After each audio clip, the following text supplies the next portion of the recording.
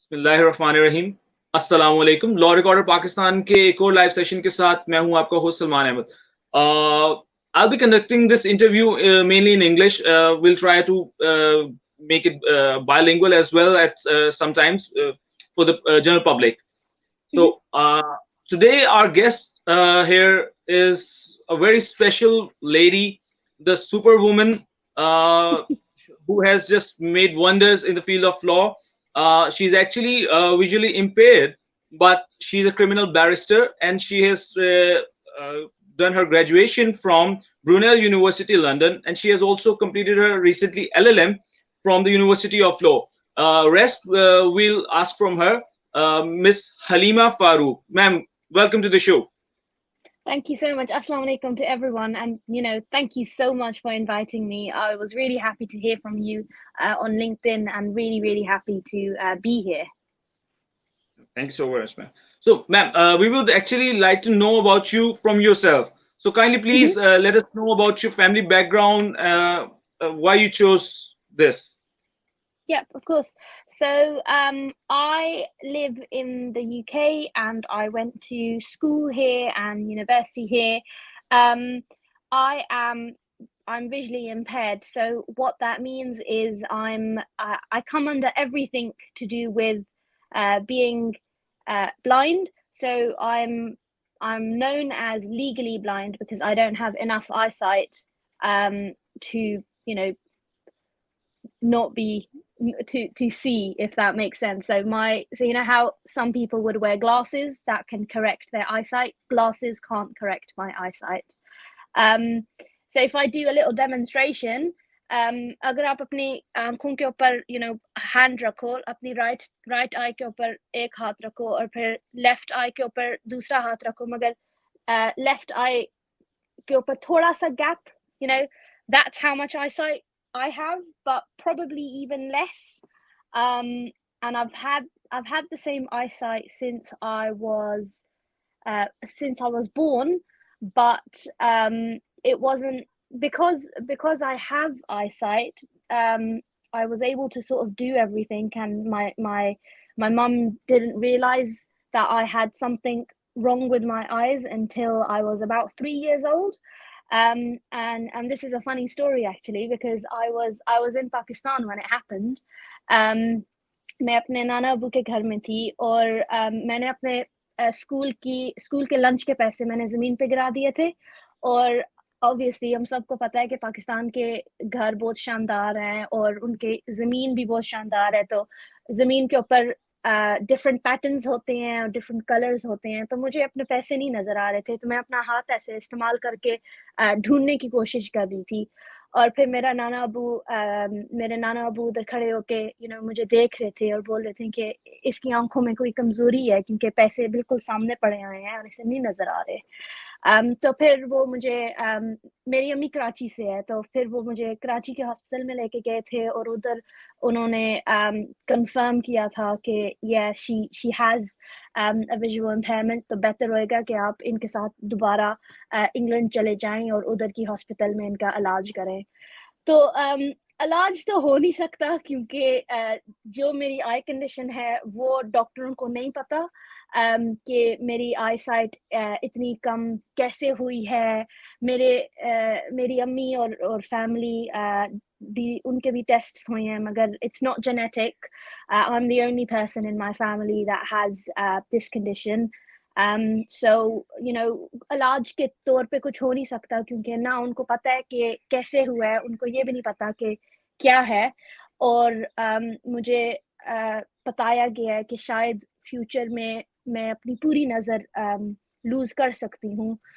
तो yeah, in a nutshell, that's pretty much my eyesight. मगर मैं कभी I never let my eyesight hold me back from doing anything, क्योंकि I think जब मैं school में थी तो मुझे पता लगा कि मेरी आंखें ठीक तो होने नहीं लगी, तो मैं बैठ के रो तो नहीं सकती। I need to get on with life, I need to do what I want to do. तो जब मैं स्कूल में थी तो मैं सब कुछ करती थी, सारे स्कूल शोज जो होते थे, सारी स्कूल के अंदर जो ट्रिप्स होती थी या एक्टिविटीज होती थी, मैं सब करती थी, क्योंकि मुझे I like it, I like being involved. um और I know लोग देखते हैं और बोलते हैं कि oh wow you're so inspirational. मुझे लगता तो नहीं है कि मैं कुछ शानदार कर रही हूँ, क्योंकि मैं बस अपनी जिंदगी जीना चाह रही हूँ, जितना मैं कर सकूं with the little sight that I have. तो लो भी मैंने इसी वजह से चूज किया था कि मुझे मुझे बातें करना अच्छा लगता है, I like public speaking. और यूके के अंदर दो दो टाइप के वकील हैं, एक है बैरिस्टर और दूसरा है सोलिसिटर. सोलिसिटर वो होते हैं जो ज़्यादातर पेपर वर्क क्लाइंट का करते हैं, और फिर वो जाके बैरिस्टर को देते हैं, और फिर बैरिस्टर कोर्ट के अंदर खड़ा होके विग पहनता है और गाउन पहनता है और जज के सामने बातें करता है. तो मुझे वो साइड ज़्यादा अच्छी लगती है, मुझे पब्लिक स्पीकिंग ज़्यादा अच्छी लगती है. So that's the career path that I've chosen. All right. Well, you said that you think that what you're doing is not extraordinary. You're just living your life, but we think you are an inspiration for all of us, all the women, all the men who are just who sometimes when feel like lethargic, or sometimes they feel like they won't survive in this field. So they should look to you and should seek inspiration from you, that you are doing it, and if you can do it, and you are not letting your visibility, you don't let it come into the way, and you just do your work. So we all should get inspiration from you. So my next coming to the next question. So how difficult did you find coming or going through this path? Well, firstly, Salman, thank you so much, because that's really sweet. I'm when I put my picture on LinkedIn and my other social media, I didn't expect it to get the amount of reception that I did, but I'm happy that it's reached so many people, and I'm talking to you from Pakistan. So thank you so much. I hope that people can. I don't want to say they should use me as an example and say, oh, she can do it, then I can do it. But if someone can be motivated, or it helps them in whatever way, then I'm very happy. But in terms of my journey to law, it was very up and down. So when I started, so I've got I've got 3 law degrees. In the UK, you need to do a qualifying law degree, so that's the LLB, and I did mine for 4 years. Then I did a combined bar course and LLM at the same time. So I was at uni once, but I did both of them at the same time. So that gave me 2 degrees. So my first LLB that I did in Brunel, I can honestly say, hand on heart, that I was, when I started the university and when I left the university, I was not the same person. When I started my university, I didn't really know what I was doing. I was just going into lectures and taking notes and trying to do my best. And then at the end of first year, I really sort of sat down, and I was thinking, I was like, something needs to change. This isn't working. I need more help. How other people are taking their notes, I can't take my notes like that. I'm struggling. I can't see what's on the board. Sometimes I miss what is on the board, and then I can't write it down. So I'm only using my ears, and that's not good enough. I need someone who is able to take notes for me. And I actually had that service in place already, but I didn't use it. So when I started my second year, I went. It's called like the disability department. I can't remember the proper word for it, but that's basically what it is. And you go there, and that's that they have all the your information, and you say to them, okay, I need a note taker for this day, this day, this day. I need a reader for this day, this day, this day. And in the UK, you might know that in the winter, it gets dark at like 5 o'clock. So I asked for someone to help me get from my lecture to my accommodation, because it was so dark that I was struggling. I couldn't see, I couldn't walk. Um, and when I put those things in place, I found that I was able to work a lot better. Obviously, all the assignments and all the coursework and all the exams, that was my own hard work. That's something that has to come from yourself, that but other things that can help me make it a little bit easier, I was happy to have them put in place, because otherwise I was just struggling. And these things are supposed to help you make it equal between you and someone who doesn't have a visual impairment. It's not supposed to give you more support than them. It's supposed to make sure that everyone is at a level playing field. And I was, shooting myself in the foot by not even taking this help. But when I finally got everything put in place, things worked a lot better. And and then in my third year, you can do something called a placement year. And what that is you can go to like a law firm or somewhere related, and you can work there for 1 year before you've graduated. So I worked in Parliament for 1 year, and that's where because Parliament is so busy, I used my cane in every day when I was going into London. And then that's where I realized that this is actually really helpful, because people are moving out of my way, and people know that I'm visually impaired before I even tell them, because obviously I have my cane with me, so they can tell.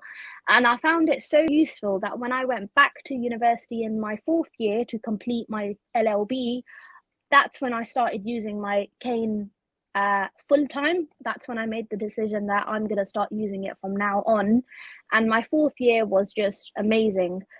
So, from my first year, where I really had no idea what was going on, to my fourth year, where I sort of had things, put in place, it was a really interesting journey. And then bar school was bar school was really good, because obviously everyone there is going to be my future colleague. So I met some lovely people, but it was really challenging because it's a very intense course. And you're doing it in, you're in every day full time, and you do it in a year, and there's 13 modules. 13 So there's 13 modules, which means that there's 13 exams. And then there's 3 centralized exams, which are set by the Bar Standards Board, who's the authority that governs all the barristers in London, in England and Wales. And they're a bit tough. So I had to redo them a few times, because I was taking them through COVID, and obviously COVID was a difficult time for everyone. So I only recently passed. I passed last October, and then I got called to the bar this March just gone, so last month. And now I am looking for something called a pupillage, which is the practical experience that you need before you become a practicing barrister. So currently in the UK, I am a barrister at law, so a unregistered barrister. And then in order to become a registered barrister, I need to get a pupillage. And I applied this year. I don't think I was successful, so I'll apply again next year, and I'll keep applying until I get it. Well, I wish you best of luck for that. You've mentioned your cane. There's an incredible story behind that that I would like to know. And Mhm. you've already mentioned that, I believe. You posed with your cane instead of the degree. call to bar, I guess that's it. Yes. So why did you do that? That's the $1,000,000 question. That's what everyone's wanting to know. So when we were taking my professional pictures for my call to the bar ceremony, there's obviously two pictures that you take. You take one on your own and you take one with your family. So the picture that I took on my own, I chose to have my my white cane. It's called a white cane, but technically I've actually got it personalized, so it's actually pink now. But I chose to have my white cane in the picture with me because I just think it, when you look at it, you can see that I'm blind. I've got my scarf on, so you can see that I'm a Muslim. You can tell I'm a female, and you can tell all my different attributes. And I felt it was quite important to have my cane in the picture because without my cane, you wouldn't be able to tell that I'm visually impaired. And I think it's empowered me. It really has. Like I've been using my cane for about 4 years now, so 2019 I started using it, 19, 20, 21, 20. Yeah, like 4 years now. And I wish I would have used it sooner. I wish I would have used my cane when I was in secondary school because it would have really helped me and saved me a lot of trauma. But I am happy, where I am now. And I just thought it was quite significant as part of my own journey, part of my personal journey, that I have my cane in my picture because that picture is for me. And I shared it with everyone, and I'm really happy that it's received a lot of attention. But the reason that I did it was because it meant a lot to me. And that picture is going to be framed in my house, and then I look at it, and it's going to make me happy. So that's why I did it. Well, that's great. That's great. So I would like to know that you're going to do the pupillage now. You're going to apply for that. So what is the main fields of practice? What is the area of practice you're going to choose? What's your preferred area of practice? So I'm quite interested in criminal law. In the UK, or I think in any sort of country, the two main areas of law are commercial or criminal. And so obviously commercial is where you look for money as the conclusion, whereas for criminal you're looking at punishing them, sending them to jail and stuff, sending them to prison. And I have always been interested in criminal law. I put it this way, I don't like commercial, so it must be criminal that I'm interested in. Um, and so yeah, that's where my interest comes from, and I feel as though that's sort of where all the interesting cases come out as well. Although commercial law does have a lot of very interesting work, it's not the area that I'm passionate about. I'm quite passionate about criminal law, and you never know, it might not work out. As soon as I qualify, I might be like, this isn't working, but I don't know that yet. So until I get there, we're gonna stick with criminal law. So if we see अगर हम अपनी इधर की local society के बारे में ही बात कर लें, पाकिस्तानी सोसाइटी के बारे में, तो जब डिसेबिलिटी किसी भी बच्चे को आती है, इफ अगर चाइल्डहुड से ही है उनकी या फिर बाद में भी आ जाती है, तो एक फैमिली सपोर्ट जो होती है वो थोड़ी सी उस इमोशनल सपोर्ट तो मिल रही होती है, फिजिकल सपोर्ट भी मिल रही होती है, बट एक आगे किसी फील्ड में साथ सपोर्ट उस तरीके से नहीं किया जाता और मुआशरा भी हमारा उस तरीके से सपोर्ट नहीं करता. So what do you have to say about that? How much support did you get from your parents and from your surrounding, from your friends? Yeah. So in terms of support from my mum, she, mashallah, I can't fault her. She gave me all the support. मेरी अम्मी ने हमेशा बोला है कि अपने पाँव के ऊपर खुद खड़े होना सीखो, तो ये बात अम्मी मुझे बोलती है और मेरी सबसे छोटी बहन को भी बोलती है, जो मेरे से 15 साल छोटी है. और this one thing has been very empowering because Ami doesn't care that Sadia ko nazar nahi aata, she shouldn't do this. Ami always says पहले पहले खड़े हो, like go forward, do it yourself.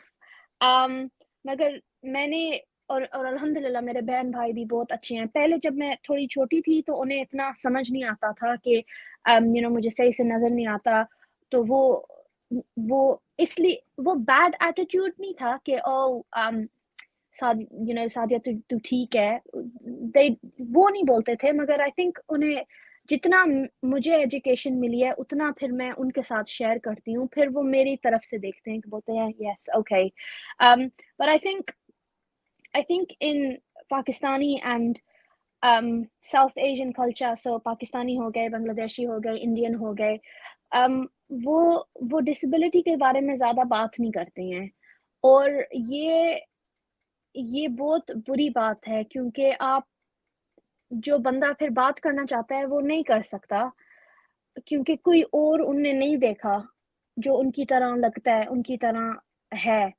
सो और ये भी थीम है कि अगर आपका बच्चा डिसेबल्ड है तो माँ बाप ये बोलते हैं कि ओ हम बर्बाद हो गए, या ओ बेचारी, अब हमें इसका देखभाल करना पड़ेगा पूरी पूरी पूरी जिंदगी, ये हमारे पे मोहताज होंगे. And this is very negative, it's very negative, and it's very demeaning. You don't want to say that to your child, because it's not your child's fault that they have a disability. उन्होंने shop में जाके खरीदी नहीं है, अल्लाह की तरफ से है, और they can't do anything with it. तो आपको भी ज़रा उनसे पूछो वो क्या करना चाहते हैं, उनसे उनकी मदद करो जितना कर सकते हो, और उन्हें अपने पाँव पे खड़े होने दो. मगर हमारी सोसाइटी में ये है कि अगर किसी के पास डिसेबिलिटी है तो उसके बारे में बात ही नहीं करेंगे, एड्रेस ही नहीं करेंगे कि इस बंदे के पास डिसेबिलिटी है. और फिर क्या होता है कि वो बंदा ये बड़ा ये it flips. It's like, oh, I'm okay because I don't have a disability. And people that don't like the using word disability, I think it's really bad, because that's just what it is, that's just what it's called. And and you should accept it, and you should try move forward with it. So I've accepted, and I know that it's difficult for some people. So I say this with with care, is that the only reason that I'm so confident about speaking to people about my disability is because I have accepted that it's not gonna change. It's not like एक दिन मैं उठूंगी और मेरी आंखें वापस आ जाएंगी, even though मैं जब भी नमाज पढ़ती हूँ इसी की दुआ करती हूँ, मगर I know reality में there's a very low chance of that happening. So we just need to be realistic, and we need to be a bit more open, and not be like, oh तू ठीक है, तुझे इन चीजों की जरूरत नहीं है. That's not good, that's negative. So yeah.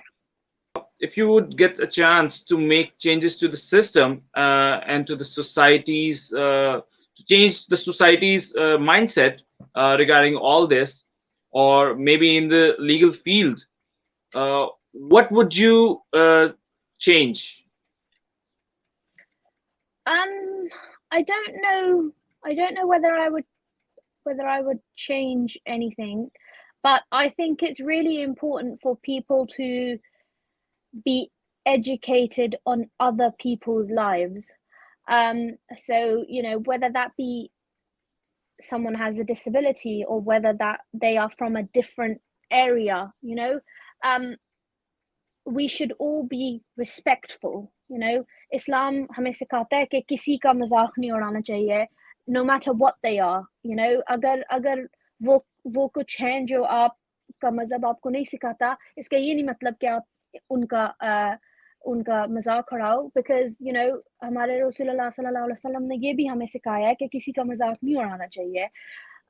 So I think there just needs to be better education around religion and culture and society, because I think some people, maybe from the older generation, they mix it all up, and they don't want to learn. They are not moving with the times, and they are stuck in their ways, and that is not good. All right. All right. Thank you so very much, Miss Haleemah Farooq, for giving us time, your precious time, and for joining us. I would like to conclude the show here. It was a great interview.